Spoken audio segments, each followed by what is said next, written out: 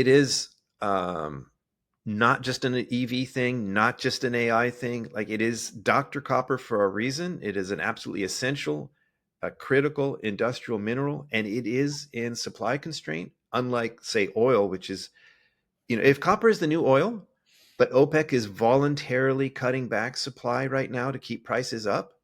That's completely different from copper, where they keep missing. I just saw, one of the big Chilean producers down there. They missed their 2024 production output. You know, supply constraint on the copper side is not something that anybody can flip a switch to fix.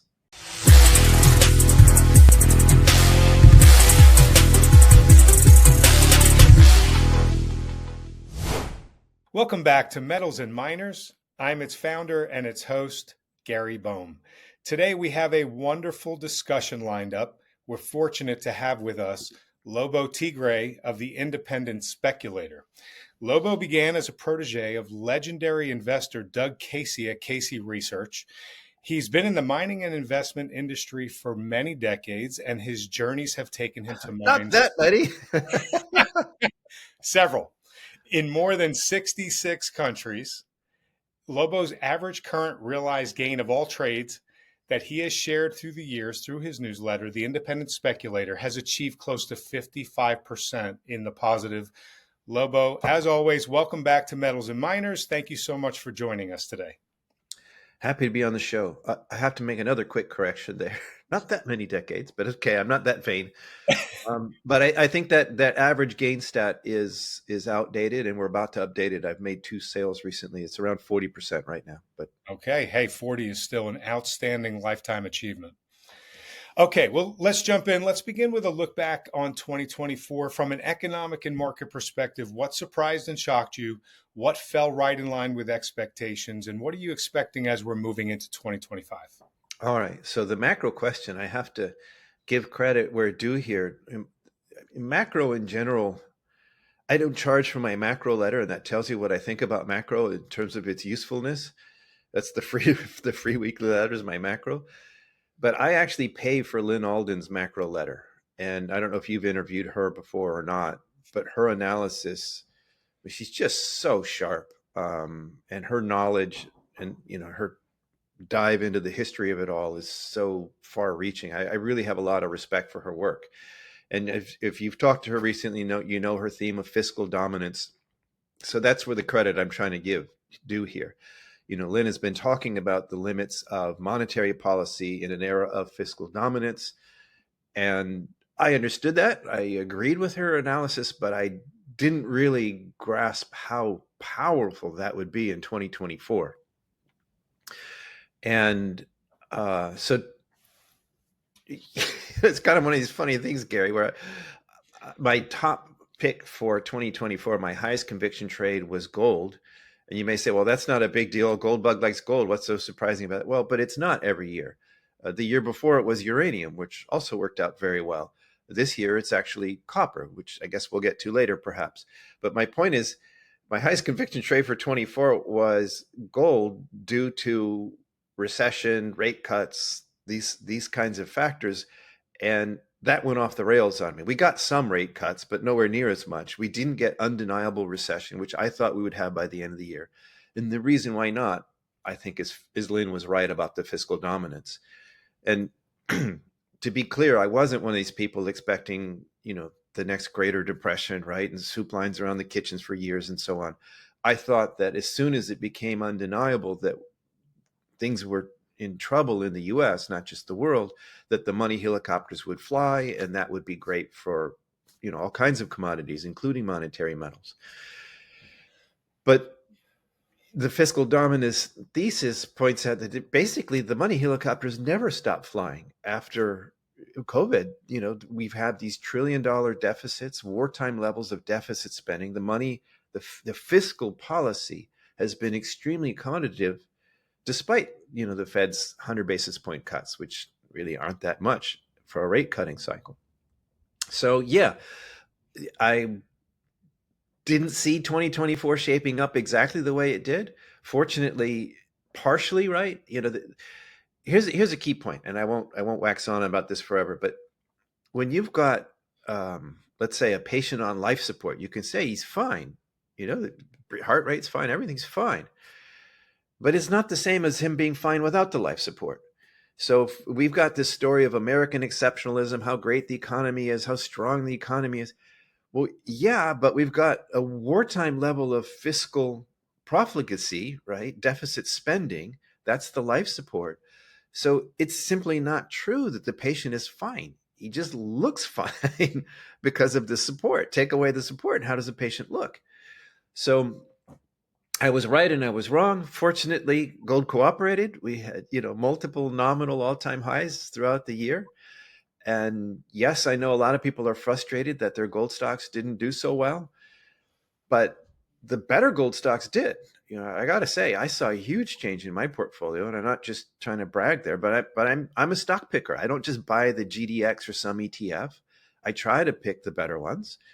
And as we were just discussing with my track record, I think I do okay. So, yeah, that was the lesson. And going forward, that fiscal dominance isn't going away.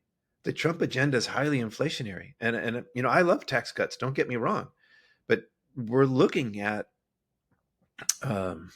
even more fiscal dominance. I think going forward is or Michael Howell likes to call it global liquidity. That's still all on the table.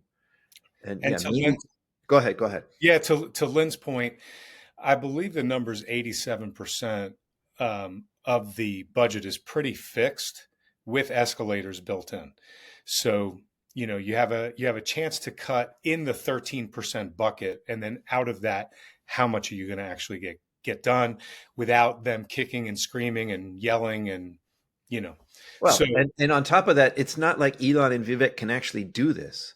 correct. All they can do is make suggestions. And then even if Trump agrees, it's got to go through Congress. Congress has the purse strings, right? Even if it wasn't so finely divided, it's still, when has Congress ever acted like the adults in the room? So more of the same. I think the big question in terms of global liquidity may come down to the debt wall that's coming our way. I believe there's something on the order of magnitude of 9 point something trillion that's going to be hitting that has to be refinanced at these higher rates, plus the ongoing deficit fresh spending of 2 to 3 trillion this year. That's without a recession. That's without a major war. So we'll see what happens with liquidity this year. But to your point, or to Lynn's point, it looks like the train just keeps on moving down the tracks at a pretty high rate of speed. So, sorry, let me throw one more thought in yeah, there. We can move on. And yeah, it is, okay, so that's the outlook. It's inflationary. This is good for all commodities. It's, I think, very bullish for monetary metals in particular, but other things too. Hence my bet on copper, which is relatively cheaper. That's why. But right away, like as you and I are speaking, we're looking at Trump shock in a few days.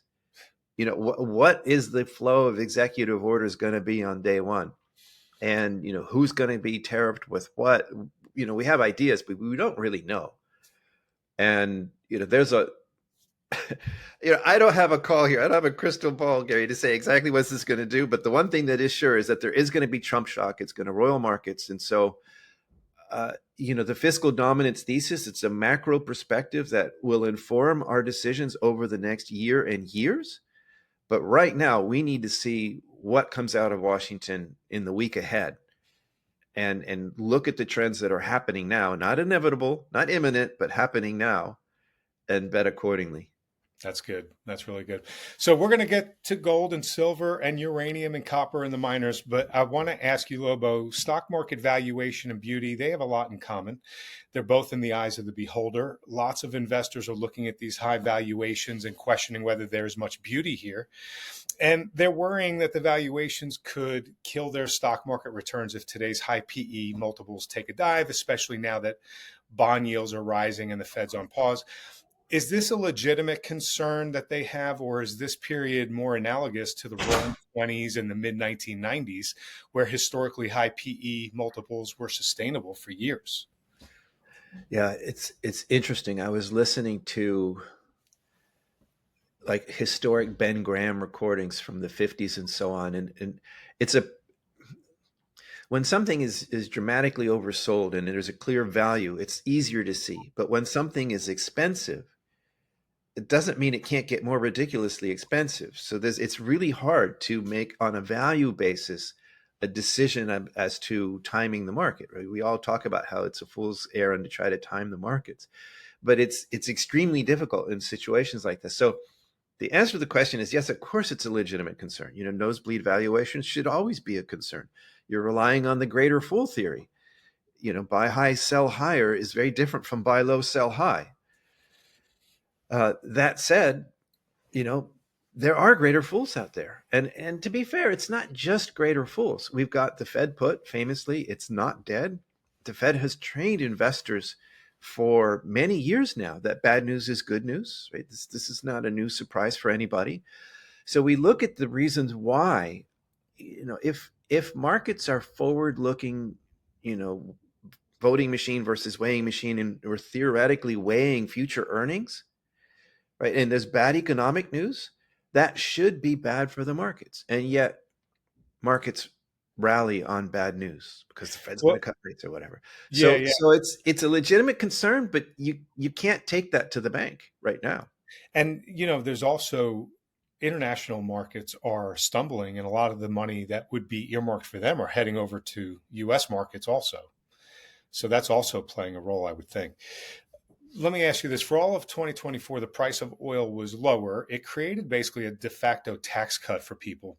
In today's economic environment, with all of its warts, consumer debt, inflated prices, and lack of savings, there would seem to be a lot of risks to having higher oil prices, and they're rising. They've been rising now for several weeks. They've gone up as much as, I think, $12 a barrel or something like that. They touched 80 yesterday. They've come back. That. And not just Brent, but WTI. Yeah. So are Biden's farewell Russian oil sanctions and rising oil prices a big deal for the economy? Well, I'm glad you put that in there, because if you've been watching oil over particularly the last month, it hasn't really been moving, say, with copper, right? It's not just the economy, or it hasn't been moving directly with the dollar, the DXY rates, and so on. It's been doing its own thing. So it's responding to geopolitical developments. It's responding to political developments, as you're saying, the Biden, the latest sanctions. I saw a chart of this. If you look at the number of sanctions, and then this final Biden sanction is this huge like hockey stick up in the chart. So even if you say, these sanctions, they never stopped Russia, they never did anything, just the magnitude of this last hurrah here, whatever the sanctions were doing, they're going to do a lot more of it according to that, that one metric. So it is interesting. What I'm saying though is just, I see oil and what's going on in the oil market is separate from the broader commodities complex. We have seen this, in spades over the last year, where it responds to war news, other news in different ways. So I wouldn't say it's uncorrelated. It's part of the whole commodity complex, but I wouldn't. It's more interesting to me right now, to the point of the question, that if you look at G7 countries, they're all seeing an upturn in inflation. All of the world's largest economies, except for China, are seeing over the last month or two an uptick in inflation. And when the US had a higher inflation print, not this last time, but the previous ones, they're saying, oh, it's just a blip. There's a bump on the road down to 2%. It doesn't mean anything. Well, if it was just the US, that would be more credible. But it's a global phenomenon. This global liquidity thing, it's a so that makes it harder to make that argument. So for me, the increase we had in CPI, it was so typical. You'd never do this, Gary, but in mainstream media, we have CPI surprises to the upside, and all the headlines are, oh, core CPI came in 0.1% lower. They twist themselves into pretzels to try to find the most positive spin they can put on the news. And the fact is, it went up again. And it's not just this month or last month. This is the fourth month in a row. And it's back to 3%. It's not heading to 2%. I mean, almost 3%. And Powell himself, in the last press conference, he said, we think PCE is a better indicator, and we're looking at core PCE as more important. But he acknowledged, though, that CPI is what consumers look at, and that ultimately CPI is still the goal. So they think PCE is better, but they need CPI to go where they're headed. That's still the goal. So I think this is a a bigger trend, and it's more informative. It tells us more about what's going on in the US and the world than the price of oil right now. So yeah, okay. So I don't want to put words in your mouth, but it sounded to me like you were saying that the trend for inflation is moving higher, and that you're interested in watching that, because if we have higher inflation, that's going to pose economic challenges. Well, absolutely. And it, as a commodity speculator, it immediately affects the commodities that I'm interested in. And it's quite interesting that, um, in this good news is bad news world that we're in, how the central banks have turned investors on their heads. It has also turned the response to gold, monetary metals, on its head, where every time we've had a higher inflation print in the recent years, gold's gone down. The world's best, history's longest serving inflation hedge has gone down when inflation has gone up. And people, gold bugs have been pulling their hair out. This makes no sense. Well, it's because in a government's distorted economy where people care more about, federal reserve rate cuts and interest rates than reality, then you're through the looking glass, right? And oh, well, the Fed's going to hike, so that's bad for gold. It doesn't pay interest. Sell gold. Well, here's the thing. In the last week, we've had two inflation prints. We had PPI and CPI, and both of them surprised to the upside, and gold went up on both days. So that's two data points. It's not a single one, but it's not quite a trend that I'm willing to, bet the farm on, Gary. But that's really interesting because we haven't seen that for years. Like gold actually doing what it should do on a high inflation print. If that is a change, if we're seeing right now that the market has just changed, those COMEX traders, those LME traders have finally got the memo that high inflation is good for gold. That is a big deal because, as we were talking earlier, our expectations are for higher inflation this year. So if we're right about the higher inflation, and now traders are going to start, factoring that into the gold price, this is extremely bullish, and for silver too, by the way. There's been a lot of data over the last several years that have been untrustworthy when it comes to what the government is putting out, and that could have played a role with the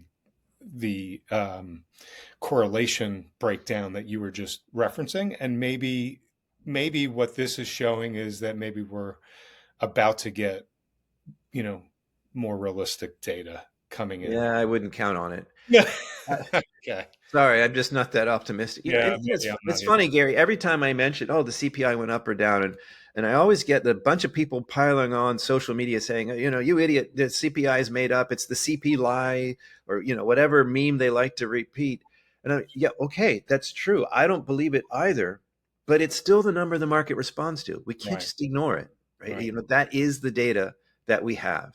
And yeah, discount it, adjust it mentally, fine. But you can't just stick your head in the sand. So you brought up gold. It's been reported that asset managers overseeing trillions are cautioning clients to take a more defensive posture right now, heavy on bonds in the face of rising equity prices and the expectation that the Federal Reserve is increasingly unlikely to cut interest rates much further. Do you expect this coming heavy allocation to bonds will be on the short end, since the long end has been in a multi-year bond bear market? And do you see some of that money choosing gold over bonds? Well, I'm not a bond king. I'm not Jeff Gundlach or one of these people that specializes in bonds. So I'm not sure I can go very far in there. In some, the recency that we've had, the most extreme recent data points, I'm very excited about those because they do show this change. But until the last week or so, the prospect of this higher inflation and the Fed maybe hiking, the rate cuts are getting taken off the table. Every print, the rate cuts keep disappearing. And now people, even in the mainstream media, are starting to talk about the possibility of rate hikes in 25. Last year that would have been bad for gold. Year before that would have been bad for gold. Really ever since the COVID lockdowns, that would have been bad for gold. And that it hasn't been bad for gold is pretty exciting. But let's not get ahead of ourselves. This is why I'm saying it's not proven yet. There is potential for surprise or shock rate hikes or expectations of rate hikes to push gold down.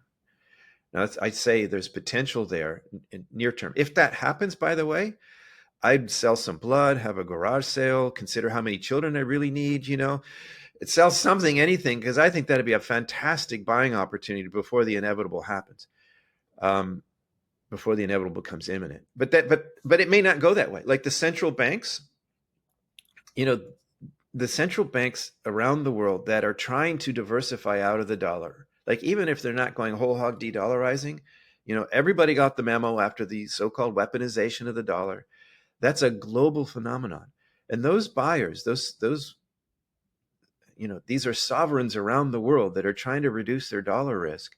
They don't care what the interest rate is that the Fed does. That's not why they're buying it. That's not has nothing to do with their need to diversify.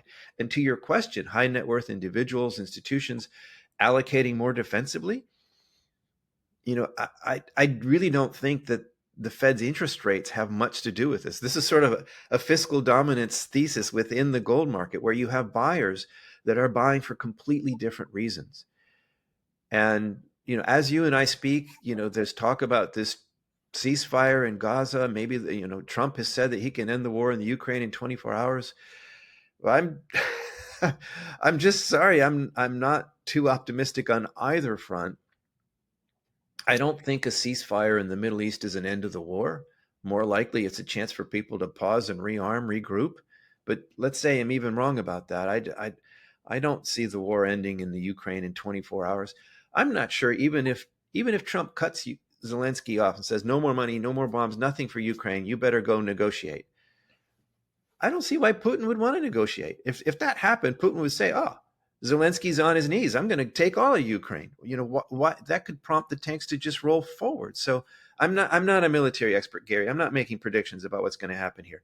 I'm just saying it seems premature to me to, look at the world and say, "Oh, we don't need no safe haven assets anymore." I agree. And, to your point, if Trump comes in and he initiates tariffs and other, stronghold kind of maneuvers on other countries, they're not going to just sit idly by. They've got their own, they have their own things that they could do in return to both protect themselves and maybe lash back out at the United States.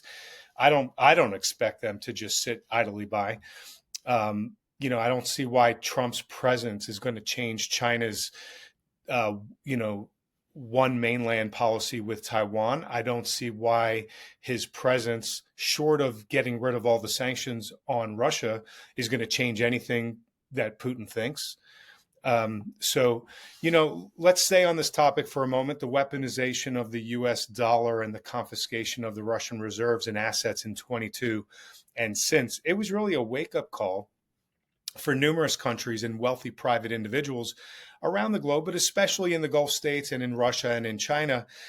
They used to buy luxury real estate in London, Vancouver, New York as their preferred destination for their savings. But since 2022, they largely have moved to gold. They have not been buying that same real estate. They've been protecting themselves against the US dollar weaponization. And it seems like that has lasting consequences. Do you see this movement by gold by the sovereigns and the wealthy as a sea change in behavior, thereby basically creating demand for gold at any price? Or is it just a blip on the long-term radar? Yeah, no, I get it. And if I'm sure you've talked to Rick Rule about this before, and he likes to point out that the global median allocation, global asset allocation, the median allocation over decades, like 4 or 5 decades, has been 2%. Like the whole world isn't gold bugs, they're not stacking to the rafters of their trailer in Idaho or something like that. That's not the way the world is. But, a 2% allocation to a physical safe haven in your portfolio was deemed over the decades as a reasonable precaution. Yeah. But in recent years, that allocation has been 0.5%. So you don't need to have everybody become, gold bugs hiding in their bunker in Idaho to have, to go nuts. If you just had the world revert to mean, to go back to that 2%, that would quadruple the investment demand for gold. And I look at that and I say, well, the world's a different place. Well, let's say Bitcoin has changed things, right? There's now more competition for gold. Maybe it doesn't go back to that global mean. If it just goes back to 1%, like, think about that. I'm not asking for everybody to, buy solid gold toilets and, go crazy on gold everything. Just a 1% allocation for safety, right? What happens if the internet goes down and you can't trade your Bitcoin, right? Just 1%. That alone would double the demand for gold, the investment demand for gold. So if this is happening, that if the data that you're talking about and the trends that we're seeing represent this shift of allocations starting to say, hey, you know what? The world is a scary place. And not just the wars, by the way. It's not just geopolitical, but the financial risk. That has major implications for the gold dollar exchange rate, as I like to call it, not the price of gold. Gold is money. So I see it as a Forex question. The gold dollar exchange rate is the best way to express that. So, Lobo, let's switch over to silver for a moment. There's been discussion recently about a growing risk to the silver market functionality due to inventory depletion in London, coupled with a growing concern over tariff issues that Trump's going to come in with. The bottom line concern is that there may not be enough silver on hand to satisfy current demand. Bob Coleman of Profits Plus Precious Metals, he's been talking about this online a lot lately. He's been showing charts, running some numbers here. Could the recent decline in silver inventories in London and concerns about COMEX delivery be an early warning sign of a larger supply-demand imbalance in the market that has not yet hit prices? Well, there's a couple of things in here. First, I see a huge disconnect between the two ideas. Trump tariffs, why would that prevent the LME from stocking up? That's outside of the United States. Something doesn't add up for my mind here. The other thing to remember is, and I know there's controversy about this, but standing for delivery on a futures contract does not mean taking physical delivery of the bars. You're actually standing for delivery of the contract, which if you take it, you do then have the right to take physical delivery of those bars, but nobody does. They roll it over, and okay, maybe some people do, but for years and years, I have heard, I guess decades now, to go back to the beginning of our conversation, I've heard of, there's, people are standing for delivery on contracts more. It's going to squeeze the silver market. It never happens. I've been watching this for more than 20 years. And every time somebody comes to me all out of breath about how, there's, people are standing for delivery for these contracts at a record rate, it's going to squeeze it. So it never happens. Maybe this time is different, but I got to tell you, Gary, the track record for this is not good. And again, the tariffs impact what comes in and out of the U.S. The people who have these contracts, they're not all people using silver for manufacturing inside the United States. The bulk of this is outside the United States. So I'm not saying it's all wrong. In fact, I would have the to say, discourse is just overblown at this point. yes, I'm concerned that people are hyping this up as the next reason to go crazy about silver, and I'm worried about people getting disappointed again, like they did in 21 and other times where the silver squeeze just never happens. Okay, I appreciate your perspective on that. So according to Metals Focus, there's an approximate silver supply shortfall of 230 million ounces in the USA. They're reporting that the USA demand is roughly 305 million ounces. And within the USA, there's about 75 million being produced, which makes the USA highly dependent on imports. So President Trump is threatening tariffs on everything, including metals. Tariffs would have. But wait, we still don't know that. I mean, we don't have text. To my knowledge, nobody has seen the text of a proposed tariff thing, and we talking about these universal tariffs, and everybody's assuming, it seems to me, that everything really literally means everything. But if the idea is to protect American jobs and American manufacturers and all this stuff, why would you put tariffs on raw materials? That's actually the exact opposite of what you need to help with those jobs. Now, if you're going to put tariffs on manufactured goods and so on from everywhere, like all countries, sure, universal tariffs on all countries, but on the manufactured goods, that makes sense and it's consistent with that goal. So I'm not saying I know this is what's coming, Gary. I'm just saying I'm jumping in because that assumption to me is an unproven thing. I could absolutely see Trump saying, okay, tariffs on everything except raw materials, and particularly critical minerals, by the way. I mean, China's put some restrictions around some of their minerals and raw materials. What's to stop them from putting, absolutely. yeah, Right. And we can respond, there's antimony outside of China, but everybody in the mining space knows it takes years and years to permit and build a mine.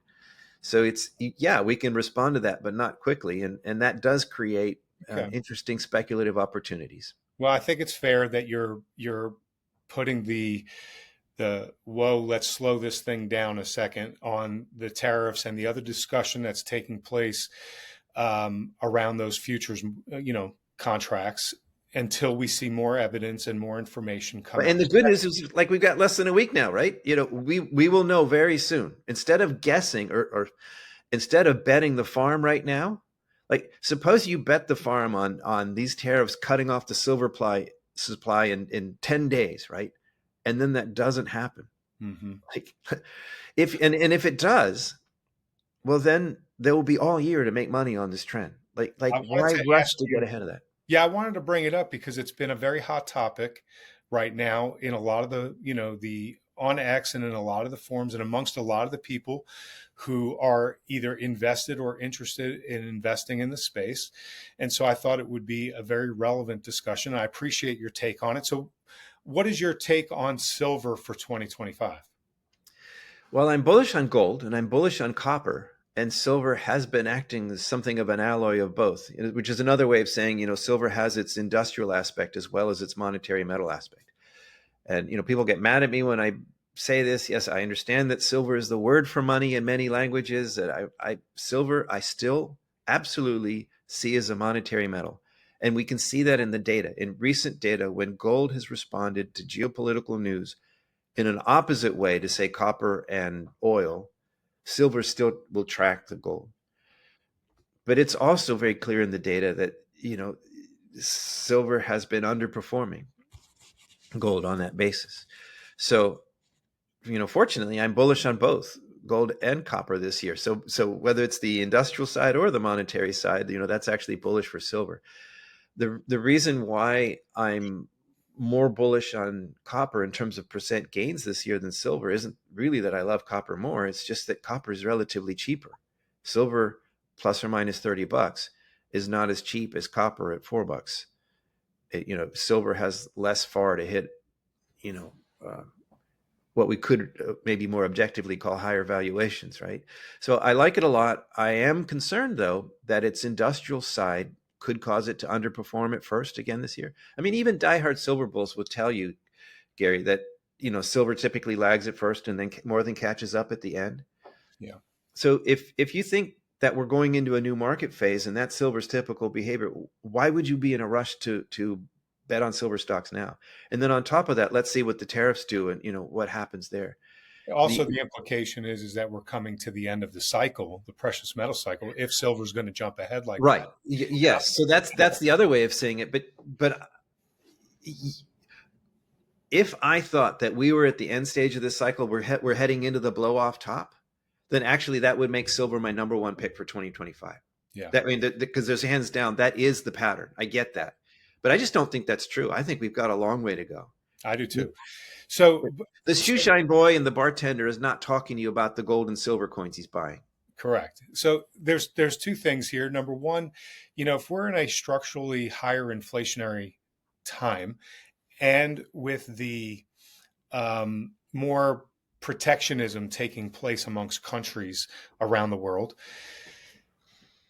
and we're moving into the fifth year of a structural deficit, at what point do these factors coalesce and just begin to raise? I'm not saying we see this massive rocket ship takeoff of silver, but at what point does structurally the price of silver track along with the supply deficit and structurally higher inflation, and it moves up from, let's say, the 30 range to 40, 45, 50, where that's acceptable within that broader context. The two really big silver breakouts that we've had, where silver just went like manic ahead of gold, were silver in the Hunt Brothers episode Yep. back in the day, and then actually 2010 in that rally when silver went way ahead, almost back to $50 again when it took off way ahead of gold. And the commonalities for these big silver breakouts weren't really the macro per se. It was the context was this was high inflation and demand for monetary metals, and then a perceived supply issue. And in the case of the Hunt brothers back in the day, that was the Hunt brothers trying to corner the silver market. And that perception, between the increased demand and then the concern about supply, silver went nuts. Okay. And in 2010, we're still dealing with the global financial crisis and, reduced production of industrial minerals like copper and lead and zinc, which is where we get all the silver. So there was a demand for monetary metals, and then there was this perception that silver supply was going to fall off a cliff because of industrial production going down. And almost all silver is a byproduct anyway. So then silver went nuts again. At this point, I'm if we didn't have fiscal dominance, changing the game on us, and if we were going into a recession now, I could see where we'd have a similar case where you'd have a case for monetary demand for silver, industrial weakness threatening supply, and that could maybe be an argument for why silver would really go nuts in the near term. But that's not where we're at. We're copper's a critical mineral too. We have all kinds of money going into supporting this. We have companies trying to ramp up copper production, other minerals too. We could see silver supply keep up, or be very clear, dear audience. I'm not outlining a bear case against silver here. I'm not saying silver's going down. I'm just saying, beware of any assumption that it's got to pull a hockey stick in the near term. Yeah, I wasn't thinking hockey stick as much as I was thinking a little bit of a higher levitation just because of the structurally higher inflation and because of the Sure.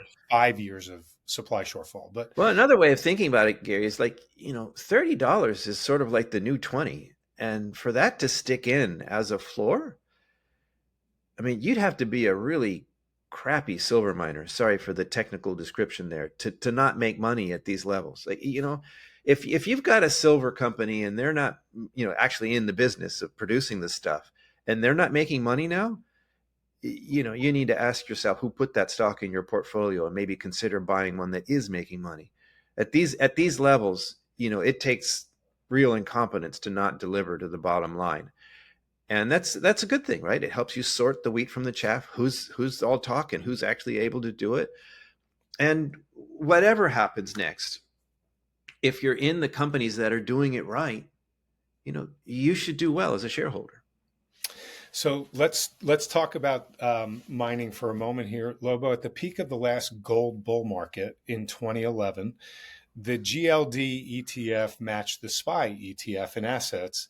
Today, GLD is valued at 12% of SPY. So clearly, if we're in the next great gold bull run right now, there's a lot of room to run here. Are you expecting, once again, at some point into the future in this particular gold bull cycle, a one-to-one correlation between the GLD and the SPY? Yeah, well, that really doesn't have much to do with the mining, and little less, it's only partly even the commodities market. So, where the market's going, that's a real crystal ball question.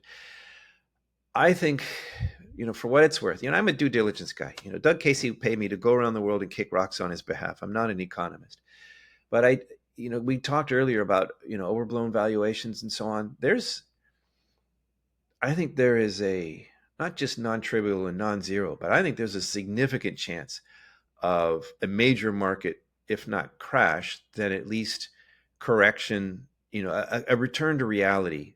And okay, there's the Fed put there, and bad news is good news and so on. But at some point, the bad news is bad enough that you have to say, holy cow, do I really want to be in these risk assets? Do I really want to bet on even higher earnings in this kind of context? So I think there is a substantial risk of major market underperformance in this year. But I just can't give you odds, and I can't say that it won't go the other way, because if the money helicopters are still flying, Yeah. it could get more ridiculous. So And there's a and lot. and to reset the ratio, like you're saying, we need to look at that market, not just the metals. Well, and to your point, the equities seem to be priced to perfection, but the miners are definitely not priced to perfection. And the price of gold has been holding strong despite many headwinds.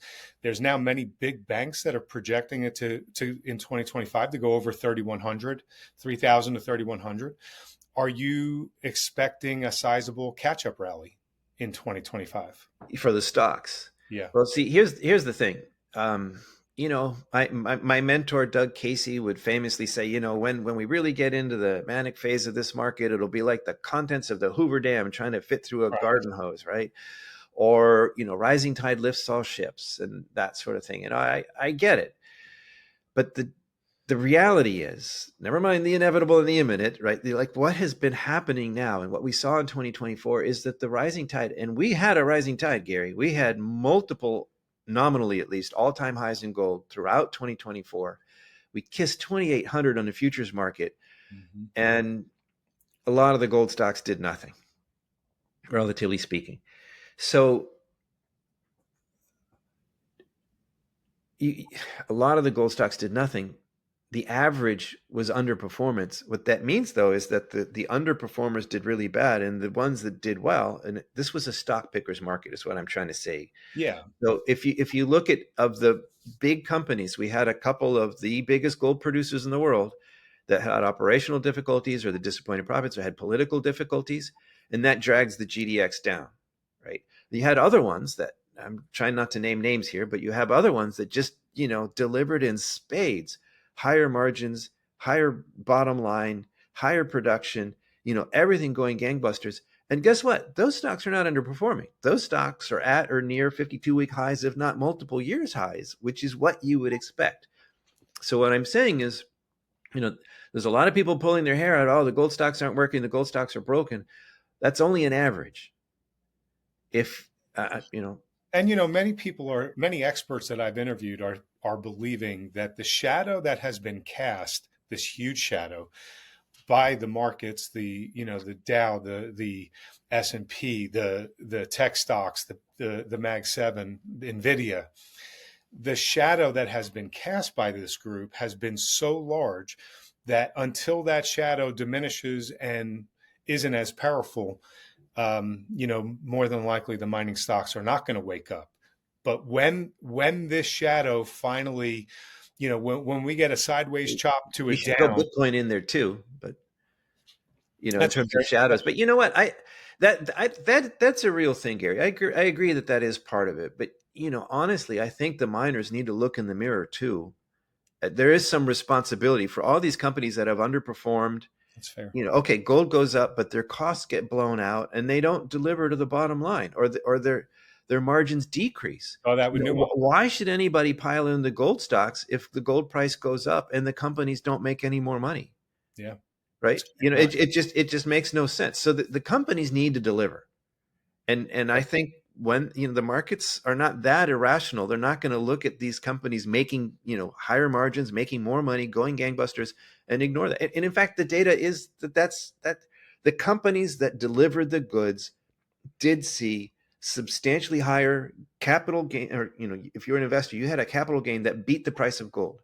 Like there's no point in owning these stocks if it's not going to go up more than gold. Gold's much safer. Why would you do that? It'd be stupid. Yeah. The stocks have to go up more than gold or there's no point. And the better ones did. So I'm not saying, oh, maybe someday investors will get it. I'm saying investors get it now and they're rewarding the ones that are worth rewarding. Yeah, I think you're making a fair point. So, Lobo, let's move over to uranium for a moment here. To you, does the uranium market structure today appear even more compelling than during previous cycles because it's supported by the growing recognition of nuclear power's critical role in clean energy, AI, and the electrification of everything transitions? I would pull that apart a little bit. The clean energy thing, yes, that's absolutely part of it. It is a game changer. It is a sea change and a game changer. Throw any metaphor you want at it. When even that, to quote our friend Rick Roll, that renowned nuclear physicist Greta Thunberg takes Germany to task for turning off its last nuclear power plants. you know that the game has changed, right? The time has come. And the COP28, COP29, these goals that explicitly include not just more nuclear energy, but like tripling nuclear power generation. That is huge. So yes, I do think that's great. Now there is a lot of buzz and counter buzz, if you will, about the AI demand and other things. And the way I look at it is, it doesn't matter. Like, let's say the AI thing it all goes away tomorrow. Let's say AMD invents a chip that's 1,000 times more energy efficient than NVIDIA's, right? And the electricity demand for AI goes away. That's not going to happen. But let's say it did. It doesn't change, the world's commitment, right or wrong, but the world's, the powers that be commitment to fighting climate change, and nuclear energy doesn't emit carbon. By the way, even, so-called, we like to call it natural gas. Sounds natural. That's got to be good, right? It's natural gas. Even as a transition energy, though, it's still carbon, right? It's a hydrocarbon. So you could call it clean natural gas, but it can't hold a candle to nuclear in terms of what you're actually trying to achieve here. So yes, I think the thing has changed completely. Whether the electric cars or the AI provides another tailwind doesn't matter. If it does, great. If it doesn't, we're still going to need more uranium. And similarly, this controversy about the SMRs, and we really don't have any SMRs yet, so all this SMR business is hype. Well, fine, but nobody that I know of has demand from SMRs in their uranium supply and demand models. So if it happens, it's just more demand. There is none of these controversies subtract from the demand case. Meanwhile, supply does remain constrained.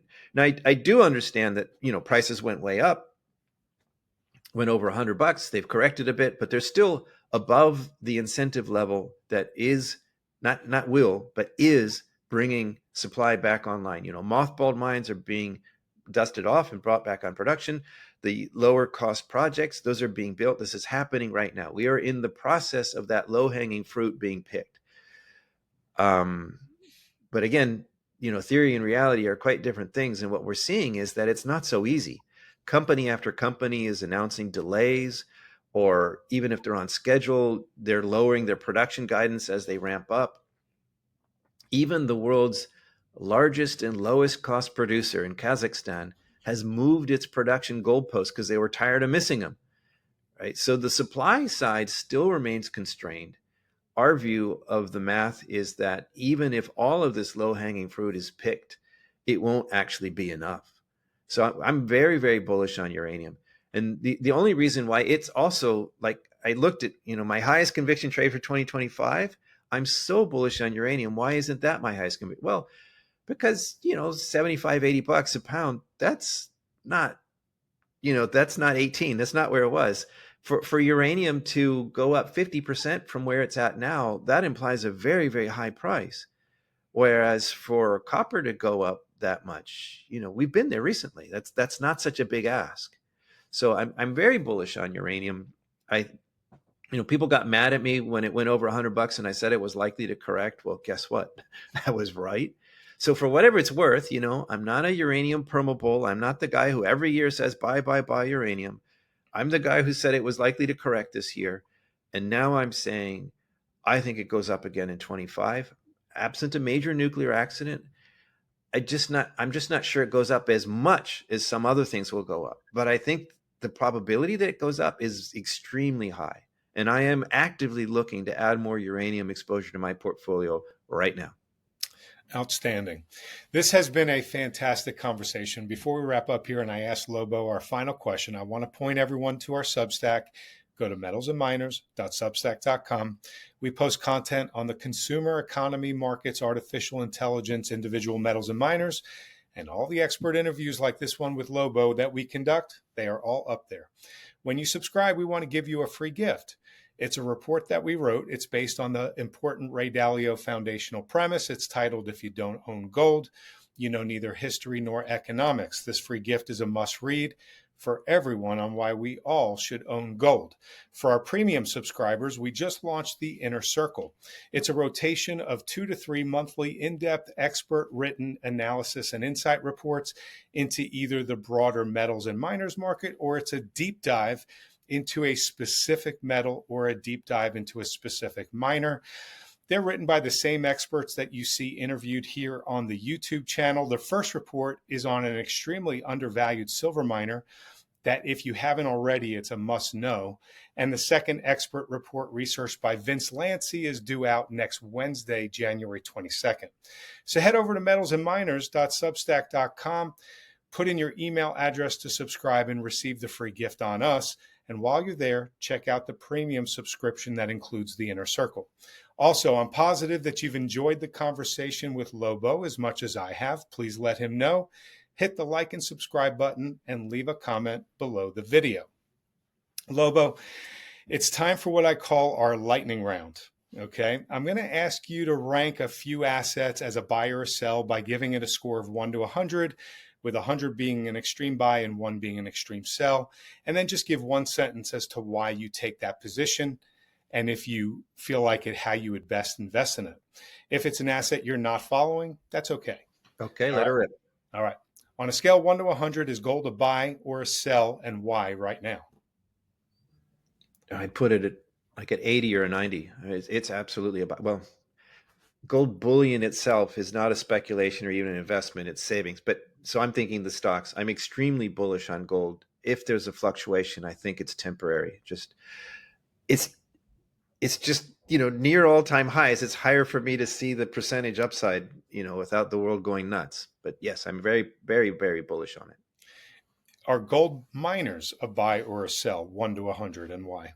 Selectively, they're a buy. Okay, I put that selectively, maybe 90, right? But it's a stock picker's market. I wouldn't buy an ETF. I wouldn't buy a basket. I wouldn't trust somebody else to pick my stocks for me. I'd want to know what I was buying and why. Is silver a buy or a sell? I'd actually put it up there with maybe 80 instead of 90 because of its industrial side. But since I'm bullish on copper too, yes. Okay, and silver miners? If you can find one that's not in a basket case country, that's unfortunately some of the world's best silver endowment are in countries that are, really problematic. So again, stock picker answer. Yes, there no question there's a buy there, but you can't compromise just because you want to have more silver. You have to be careful with your stock picks. And that's where maybe the copper miner, a good solid copper miner, comes into play, because they're mining a lot of silver at the same time. No, I mean, that's why we have silver streams and all that, because the silver, they do mine a lot of silver. But if you're Bingham Canyon or, Escondida or something like that, it's such a marginal part of your profit that you're actually willing to sell that silver to Silver Wheaton or somebody, because it just doesn't really matter that much to your business. So no, if I'm buying a copper company, it's for the copper. I'm not going to do it on the silver credit. Is copper a buy or a sell? Absolutely a buy. It's hard for me to put 100 on anything, but let's put it in the 90s with the one caveat of Trump shock inbound, right? So it's a buy this year, but let's wait and see what the near term does. I don't think that changes my outlook. It just means I might have a better buying opportunity in the near term. Can you give one sentence as to why you're suggesting copper is a buy?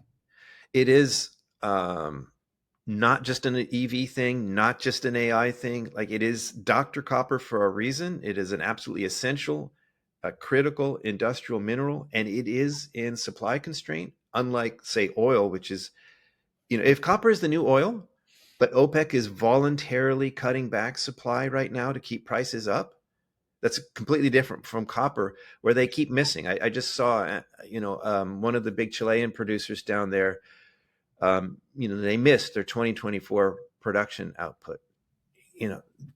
Supply constraint on the copper side is not something that anybody can flip a switch to fix. Yeah. Copper miners. Buy. If you can find it, stock picker's market, don't compromise in quality, but 90 out of 100. Uranium. Similar. Don't compromise on quality. Actually, this is very timely, Gary, because this whole year we've seen this correction in uranium prices, but the stocks have held up really well. And I was kind of hoping I'd get this buying opportunity because of the correction in uranium. It hadn't come. But recently that started to finally break down, where we're seeing some of the stocks, slump under this pressure. And I think that's an opportunity. I'm very keen on it. What number would you give it? Well, that's sort of like, I'd also put it up there like 90, but there's always and ever that caveat of assuming no major nuclear incident. This is an investment or speculation that can literally blow up on us or melt down, right? So, that can't happen to copper or even gold or whatever. They can fluctuate, but they don't have that volatility. Yeah. So absent that one thing, I think higher uranium this year is close to a sure thing, as close to a sure thing as you get in the commodities markets. Lobo, thanks for coming on to Metals and Miners and for being so generous with your time, analysis, and ideas. It's always wonderful to spend the time with you. Would you summarize your views briefly and then share where folks can learn more about your work and how they can connect with you? Yeah, the summary view is high volatility this year, near-term enormous uncertainty, but all roads, I think, lead to higher inflation, not just whenever, but this year. We're going to see higher inflation this year, and that has immediate implications for all these commodities we've just been talking about. If you want to track and see how I'm doing, we have a free weekly letter called the Speculator's Digest. You can sign up for that at independentspeculator.com. You may not agree with me. You may not like what I said about silver. That's fine. But at least I'm honest enough to tell you what I think, whether you agree or not. And the one promise I can make is that we will not spam you with a flood of daily advertisements. I hate that. You get one email per week. Think about what I say, like it or not, and go from there. I really appreciate that. I'm going to have all that information up on the screen so everybody could visit you. I'll put it in the description area. It'll be easy to click through. And folks, I've been following Lobo for several years. He's the real deal. Got a chance to meet him face-to-face in Boca. And if you're not following him, you really need to. Lobo, thanks for being here. And I look forward to having you back on sometime soon. And everybody else, thank you for watching. Thank you. Everyone to our Substack. Go to metalsandminers.substack.com. We post content on the consumer economy, markets, artificial intelligence, individual metals and miners, and all the expert interviews like this one with Lobo that we conduct. They are all up there. When you subscribe, we want to give you a free gift. It's a report that we wrote. It's based on the important Ray Dalio foundational premise. It's titled, "If You Don't Own Gold, You Know Neither History Nor Economics." This free gift is a must-read for everyone on why we all should own gold. For our premium subscribers, we just launched the Inner Circle. It's a rotation of 2 to 3 monthly in-depth expert written analysis and insight reports into either the broader metals and miners market, or it's a deep dive into a specific metal or a deep dive into a specific miner. They're written by the same experts that you see interviewed here on the YouTube channel. The first report is on an extremely undervalued silver miner that, if you haven't already, it's a must know. And the second expert report, researched by Vince Lancy, is due out next Wednesday, January 22nd. So head over to metalsandminers.substack.com, put in your email address to subscribe and receive the free gift on us. And while you're there, check out the premium subscription that includes the Inner Circle.